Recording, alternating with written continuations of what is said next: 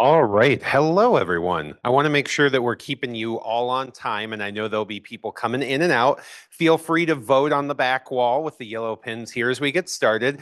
But we're excited to see you all today and just take a few minutes to talk with you a little bit about assessment, as it can be sort of a topic that gets pushed to the side as people get busy and sort of unfamiliarity. I understand some people might be very familiar with assessment, some might be more newer to the subjects. So on your table, you have a marker and you have some of those little half sheets of paper. I'd like everyone to grab one of those half sheets of paper and the marker of your choosing. And here in a second, magically, the screen is going to put a question on the screen that I'd like you to write the answer to.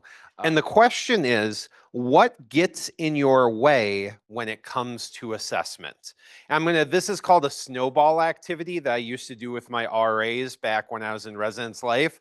I want you to take that piece of paper, write what gets in the way of assessment when it comes to assessment, and then I want you to take it, I want you to crumple it up, and then I want you to throw it towards the front of the room. If you can hit this, bonus points, but perfect. Just throw it at me. Oh, that's on me. That's on me. It had the distance. If it hits the floor, that's fine. We'll collect them. But what gets in your way when it comes to assessment? Got a nice little snowdrift here. Oh, kicked out. Perfect. We can do just a little bit of introductions of the presenters. Yay, that's the slide that it should have been. It would have made a lot more sense if you saw the penguin. All right. So although we had you describe a word on the back wall as you're entering into our space, by a show of hands, so this is an activity called Fist to Five. On a scale of 0 to 5, with 0 being I have absolutely no comfort whatsoever, assessment is basically a 4-letter word, yuck, yuck, yuck. You would give us a 0, or 5, like I love assessment, I am a rock star, everything is awesome with assessment. Where are we at when it comes to assessment in this space? All right, I don't see any zeros. We've got some 4s, a couple 2s, some 3s, got a 1, totally fair.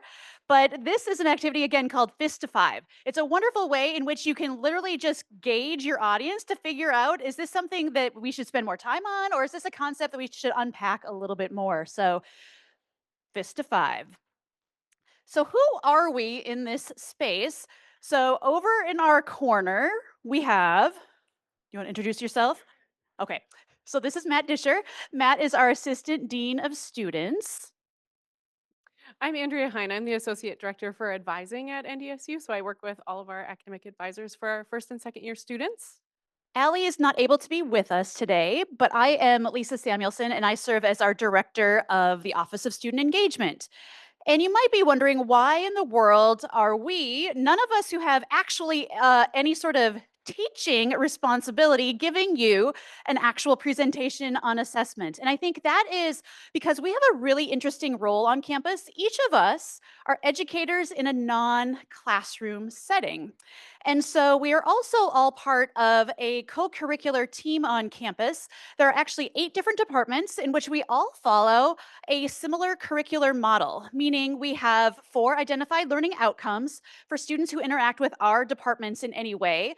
And then we have actually prescribed learning goals within each of those outcomes. So the outcomes that we follow are Discover, and some of the things that follow within Discover are things like leveraging resources or engaging across differences. Connect is one of our other learning outcomes. And then we really are focusing on things like helping students to improve their communication skills, to work on teamwork, things of that nature. Grow is one of our other learning outcomes. And then we're really trying to focus on the interactions that we have with our students, focusing on things like critical thinking and leadership development. Thrive is the last of our 4 learning goals. And there we're really working on with our students on well-being practices or fostering communities of belonging. And so we don't necessarily have a prescribed course. You don't have, intro to 100 level, intro to, then we have 200 level, 300 level courses. So we're very creative in the way that we are administering our educational opportunities for our students. But that also means that we're really creative in the ways that we then assess what learning is taking place through our various opportunities. And so, without further ado, we'll talk a little bit about what we're hoping this session will help you all with. All right.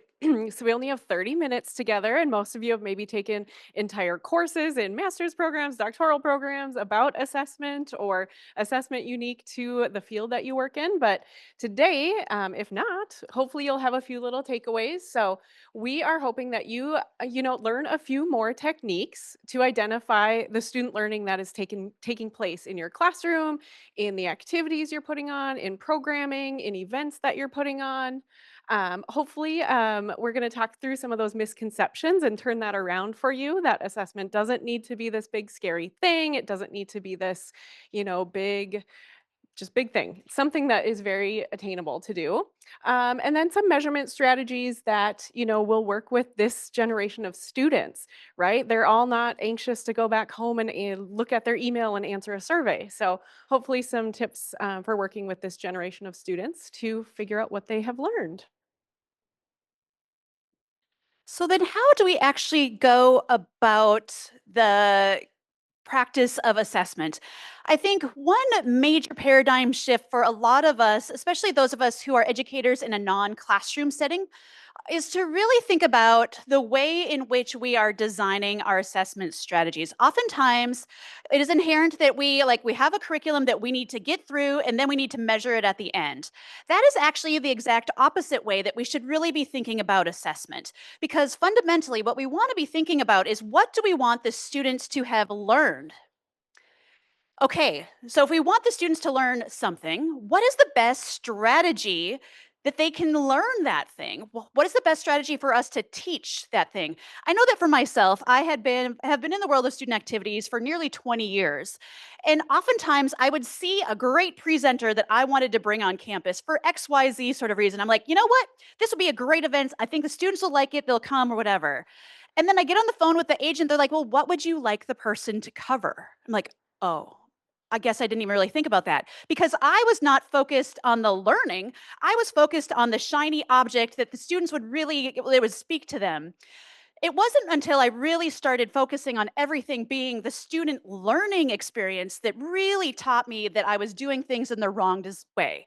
And so, what we're thinking about is, when we're designing things, we really want to have a backwards design model in mind. So, we should be designing backwards, meaning, what do we want the students to learn? Okay, well, then this is the activity that we should have as a result of that. And then tying the assessment of that student learning into the process.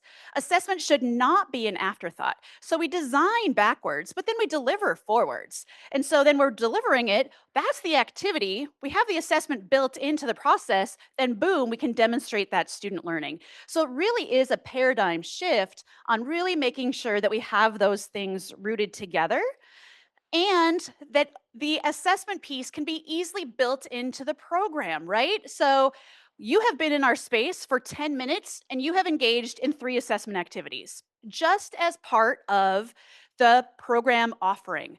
We had to do a pre assessment. What is one word that describes how you feel about assessment? Yellow push pins. You gave us words. Some of you are feeling enthusiastic, indifferent. One person's feeling confident.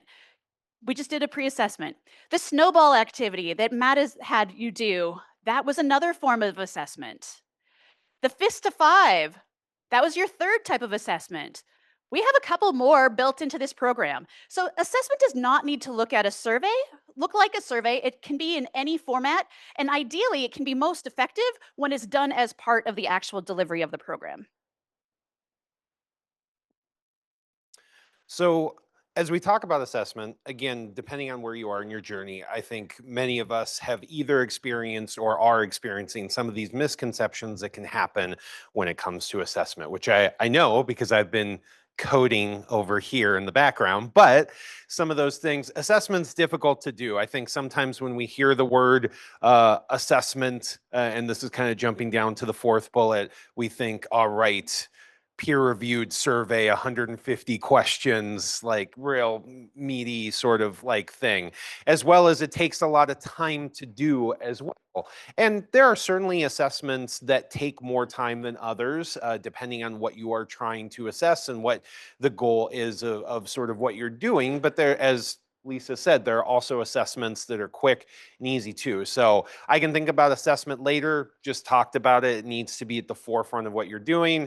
Only surveys and numbers, I think, especially for those of us who live in the world of student affairs, you know, instead of more quantifiable sort of like fields. I think that at least in my education experience, the person I did my research class with was not a fan of things that did not involve Likert scales or very solid numbers. And I think you know, you can get a lot of really great assessment, not just from numbers and surveys.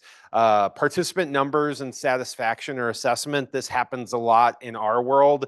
When I was a band director before I came back to student affairs, it was a lot of like, how many people are in your program, right? How happy are they? And so while satisfaction, I think, does play a role because none of us really do well in environments where it's miserable. I think when we're assessing student learning, satisfaction is sort of a different thing that you're assessing. And then once I've collected the data, I'm done. And I think this again speaks to the time component of things as well, because as people get more and more busy, the thing that falls off a lot, I think, is the assessment, because you can continue forward, things will still function even if you don't do anything with that assessment, but you don't get to sort of the things you'd like to do in improving things as well. So some tips for best practice, just that we have sort of present to you as things.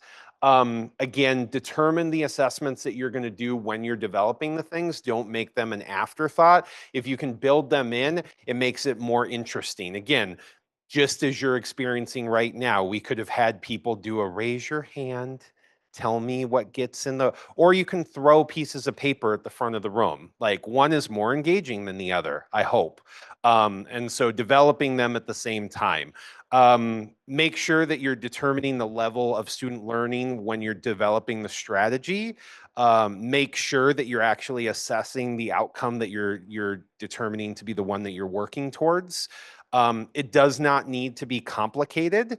And if data is collected, it needs to be used. And I think that's one that I'm very strong on too. If you're going to take time, okay, that was weird. Okay, so for those who are unfamiliar with coding, and maybe no one is, but what do you do with the data once you have it? It's really great that you have it. So I think it's about how you sort it and how you use it after that. And so I have a Uno deck up there, but I forgot to bring the Uno deck today. So I stopped at the bookstore and grabbed a deck of cards, right? Because many people are familiar with the deck of cards. And if you compare that to the data you have, there's a lot of different ways of doing things with that data, a lot of different ways of organizing it. So this is a brand new deck of cards, so it comes organized a very certain way. It comes organized by suit and lowest to highest, with the reason being that they want you to be able to look at the deck quickly and determine that there are no cards missing so that you can shuffle up and play it, right? You can organize this a number of different ways. You can organize it by color, and you have two stacks of black cards and red cards. You can organize it by suit alone. You can organize it alphabetical by the, you know, ace is the very first card, and then fours are in the F category. Again, it's all about how you want to organize it. And when you're doing assessment, there are two different ways of sort of coding. You can pre-code, which saves you a lot of time, effort, and energy, like the first activity we did. We gave you some prescribed things. We, before we met and came today, decided, where do we think most people fall in terms of assessment? And so we forced you into these sort of coded answers. And we gave you an other, so we can see for at least 4 people, there was 1 or more responses that we missed along the way. But generally, we coded okay to kind of get those responses. It makes your life easier, but it constrains the people who are answering those questions to what you think. So it might be good, or you might miss out on some data. The other thing you can do is you can code afterwards. And the great thing about coding afterwards is that you take the answers that you get and you don't really know what's going to emerge until you start looking at them. So, for instance, when we were planning this activity, I did not anticipate a theme that would come across would be student integrity cheating, but I had 3 different responses of student integrity, chat GPT, AI cheating. I would have never thought of that as a theme if I was pre-coding what these are. It came from you naturally. Now, what I thought would come, which is hard to see, but I have 1, 2, 3, 4, 5, 6, 7, 8, and you can look at these after. I have 8 responses that all say what? Time, right? So we have that. We have sort of a grouping of categories here that all has to do with like structural barriers. I don't like not being able to give points.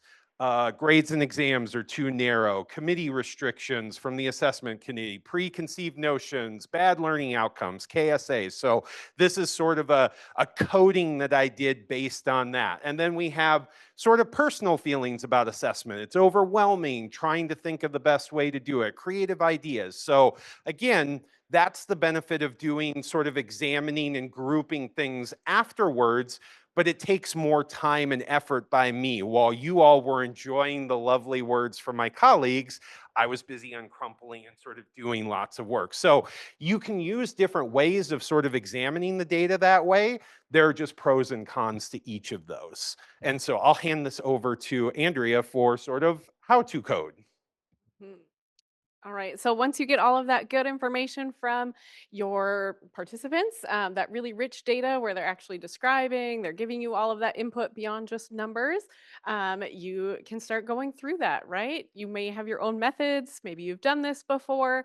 So just, a first read, a second read, all of these themes kind of start to emerge, like what Matt did. Or there's definitely software out there that you can start looking into. So a few of those in Vivo, Qcoder.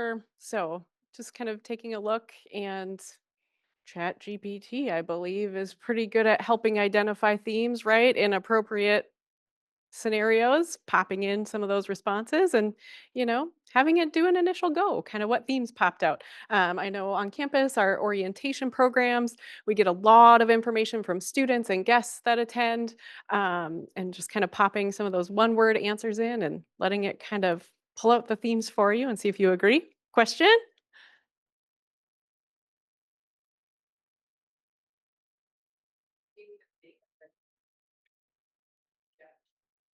Yeah. Yes, I have dipped one toe into Chat GPT, but I feel like I've had some decent success. So just kind of, I would put in a prompt of, I have some data from people that attended a recent event I did. What are some themes that come from this information? I actually did it when I was doing performance evaluations. So I do a 360 review. I kind of pasted in all of the feedback I got and just kind of said, please summarize this.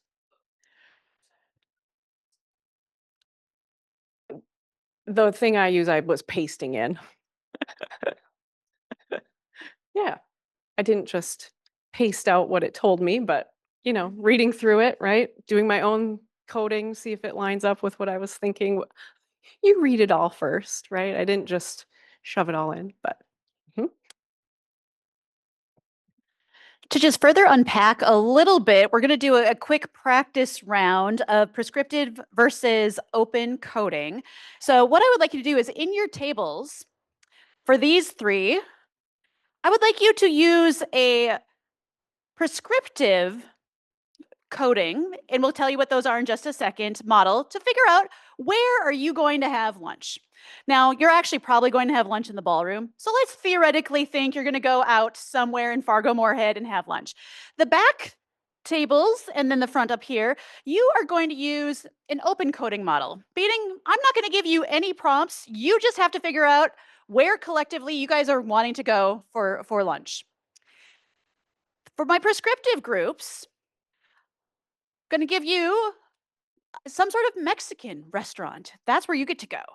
For you all, you get to go to some sort of sports bar, American sort of vibe. And in the back, anywhere in the Asian continent. So pick up a couple seconds here, have a quick conversation, and I want every table to figure out where you're going to collectively have lunch. All right, we're going to draw you back because the intention is not to really go out for lunch. Even though now that I'm thinking about it, it doesn't sound like a bad idea on a rainy day. Okay, so where did your tables kind of come up with for lunch? Chipotle, excellent option. Herd and Horns, nice and convenient. Nah, won't have to get that wet, maybe. Other tables? Mangoes. Well, and I think that is such an accurate description of qualitative data that might come in.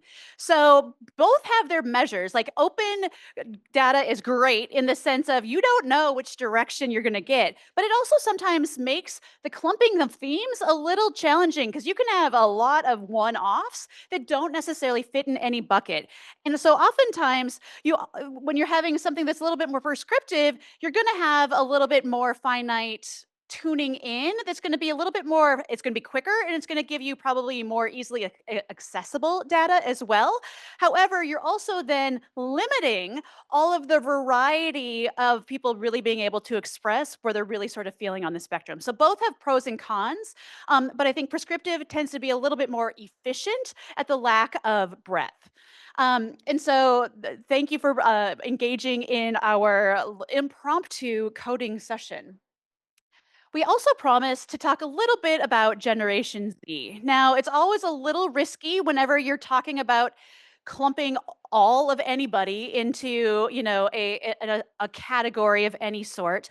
And I think the other really important piece as we as educators really need to be mindful that it really is incumbent upon us to shift what we're doing to sort of adapt to the populations in which we're trying to serve. I think frequently we try to do things the way that we always have because it's comfortable and it's easy for us, but we really need to be mindful that the students we have in our classrooms today are a lot different than the ones we had 5 years, 10 years, 15 years ago. And so we need to be responsive to changing some of those things.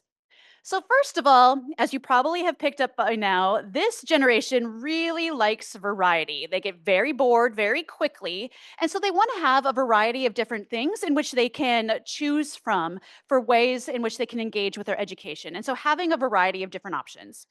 They also really like to have small engagement, right? This is a generation that was raised very much on technology. And so I don't know if you've heard of TLDR, which is too long, didn't read. So if anything is going to take too much time, they're just going to skip over it, right? And so, what sorts of bite-sized pieces can we do for them? So, think of it as like the TikTok generation, right? They need to have a lot of stimulation, and so they're not necessarily coming to our 45-minute lectures. Instead, they'd be much more apt to engage with us at a contact table in which we gave them a bite-sized nugget of information. They get to spin a wheel, boom, they walked away with their one or two pieces of information rather than sitting for a lecture. They really need things to be quick and spicy and fast in the way that we're engaging with them.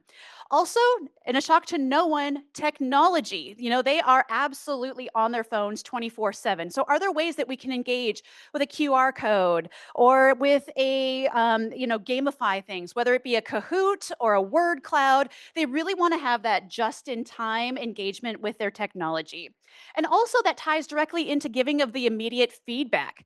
They want to know, boom, this is how you I heard that you were listening to me. There's already changes being made. For orientation this past year for our part of our Welcome Week program.